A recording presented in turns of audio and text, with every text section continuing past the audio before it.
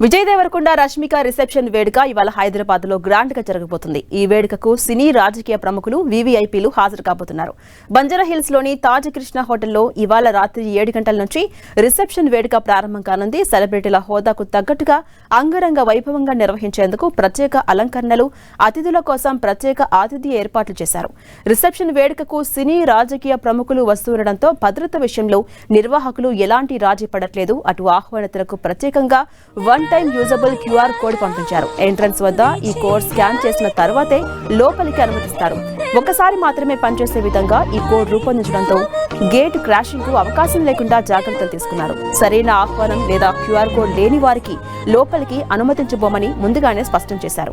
వేదిక నగరం మధ్యలో ఉండడంతో ట్రాఫిక్ సమస్యలు ఏర్పడకుండా పోలీసులు కట్టుదిట్టంగా భద్రతను ఏర్పాటు చేసి పరిసర ప్రాంతాల్లో నిఘా పెంచారు. అటు వాలంటీర్స్ కూడా నిరంతరం పర్యవేక్షిస్తూ అతిథులను గైడ్ చేయబోతున్నారు.